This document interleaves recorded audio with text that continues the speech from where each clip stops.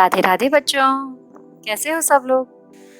तो चलिए आज हम शुरू करने जा रहे हैं जंगल और जनकपुर के प्रश्न उत्तर और जो नए शब्द इस अध्याय के अंदर आए हैं उसके अर्थ।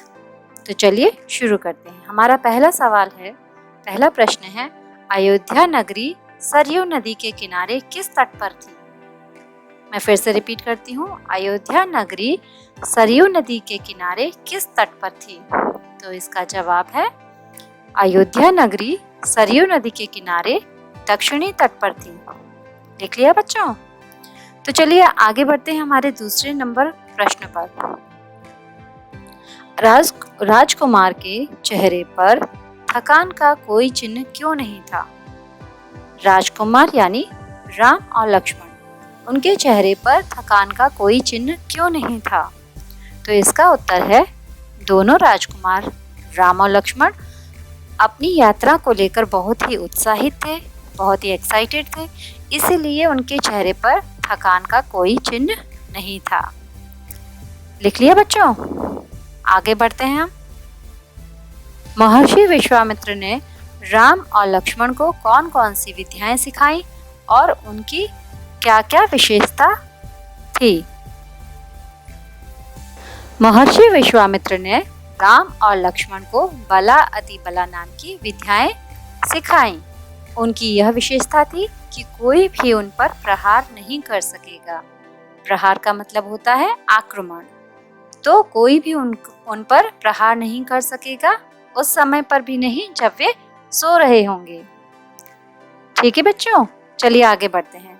हमारा चौथा प्रश्न है, वन का नाम ताड़का वन क्यों पड़ा। रास्ते में उनको जो वन पड़ा था उसका नाम ताड़का वन क्यों पड़ा। चलिए जानते हैं इसका उत्तर।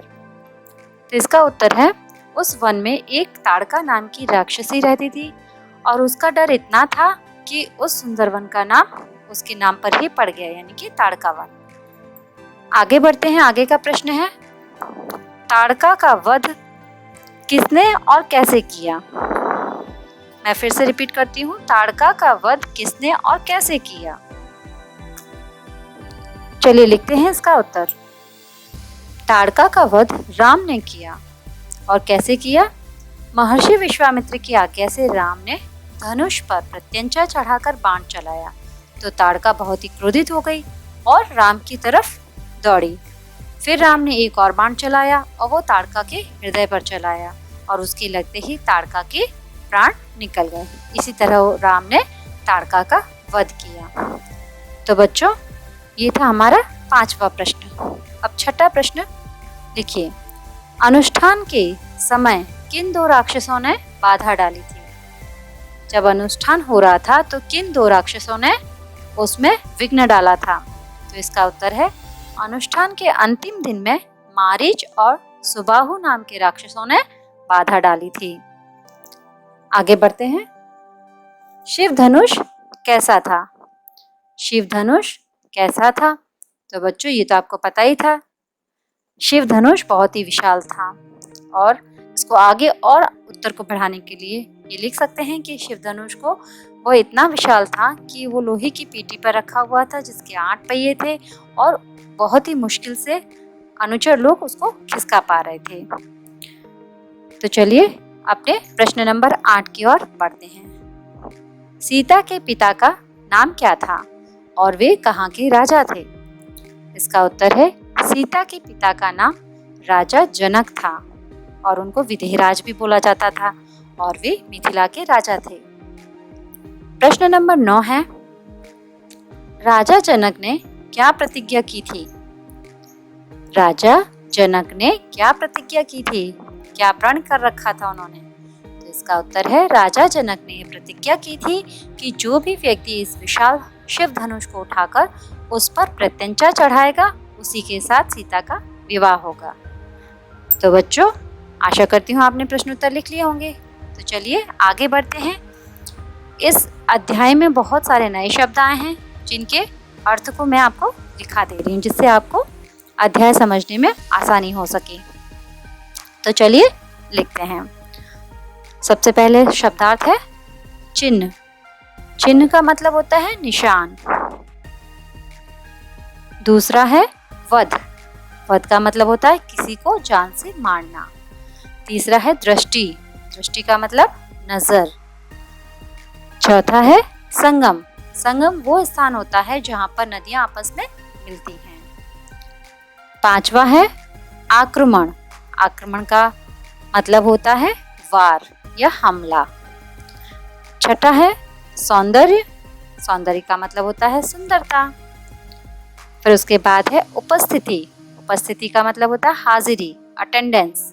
ठीक है। फिर है संपन्न। संपन्न का मतलब पूरा। आगे है अद्भुत। अद्भुत का मतलब होता है अनोखा। फिर लिखिए बच्चों उद्यान।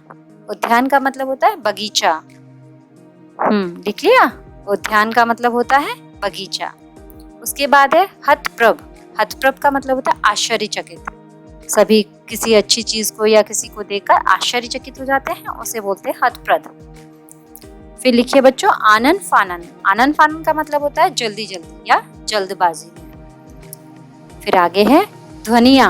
ध्वनिया का मतलब होता है आवाजें, बहुत तरह तरह की आवाजें।